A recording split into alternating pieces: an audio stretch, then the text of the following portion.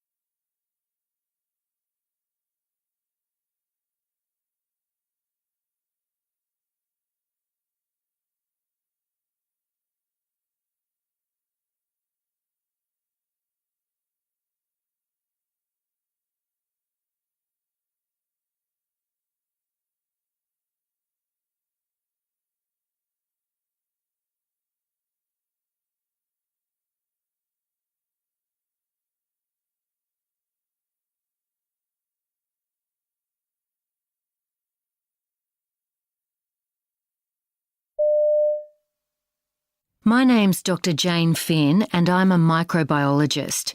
I'm talking today about the overuse of antibiotics, or antimicrobials as they're often called, and the serious dangers this poses for the future. We're all familiar with the threat of a post-antibiotic era in medicine. But how did we get to this point? Well, in the decade up to 2010, we saw a staggering increase of 36% in antibiotic use worldwide. As more and more global citizens were able to access them, usually online, we saw uncontrolled consumption during that period. Although recent media stories suggest the general public has finally got the message that antibiotics should be used sparingly, there's still a hard core who want them prescribed for everything. Doctors are now better at resisting their demands, however, for example when the problem's viral rather than bacterial. This has improved things. For instance, there's been a fall recorded in the overall amount of antibiotics prescribed in the UK in a given 4-year period.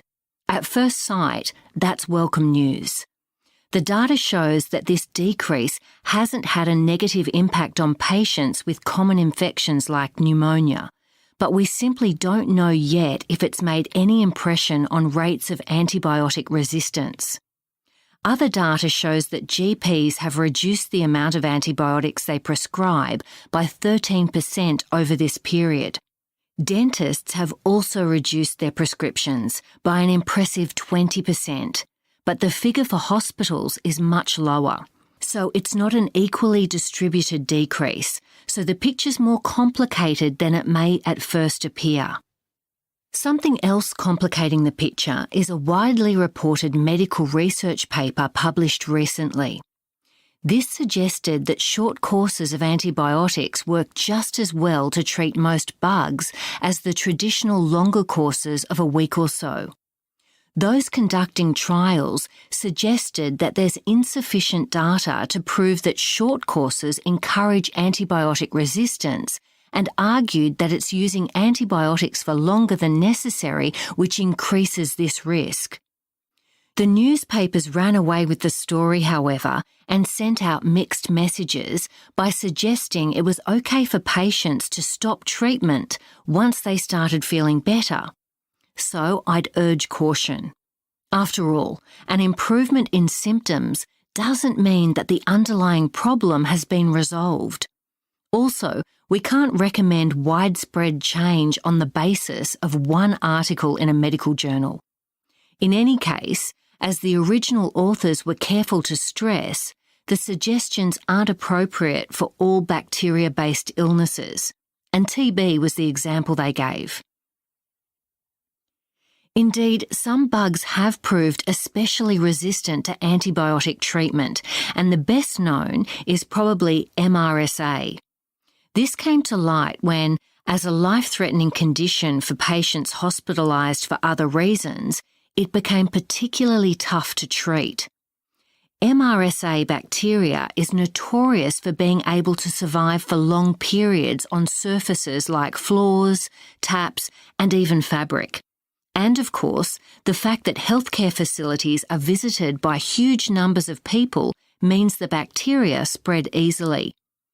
But studies show that healthcare-associated MRSA declined by about 50% between 1997 and 2011, thanks to things like new guidelines and targets, as well as ward-based contact control and meticulous disinfection procedures. This shows us that, rather than relying on one single action, introducing various initiatives on several fronts can limit the impact of the infection. Turning to other areas of concern, let's look at antibiotics in agriculture and livestock rearing. People might be surprised to learn that, worldwide, the overall quantity of antibiotics used in food production is now higher than the amount consumed by humans. Something which horrifies me is that antibiotics are consumed by animals as a matter of course, simply to prevent problems, or indeed to speed up their growth. This happens a lot in intensive farming, where animals are kept in confined conditions. We've known for years now that this overuse is directly related to resistance in humans, so there's obviously an urgent need for farmers to cut down. So, is there any progress to report? Well, though there's still serious work to be done in places, for example for manufacturers of antibiotics to stop discharging untreated waste products into watercourses and so on, it's not all doom and gloom. We're finding now that when doctors prescribe antibiotics, they're choosing narrow-spectrum ones. These are active only against specific bacteria and so cause less general resistance.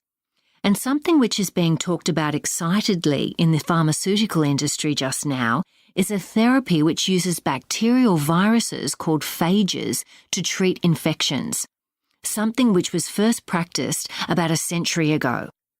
Antibacterial therapies, whether phage or antibiotic-based, have advantages and disadvantages, and there's still a lot to be learned about the interactions between phage, bacteria, and human host. But maybe the time to take phage therapy seriously is rapidly approaching. Now, before I go on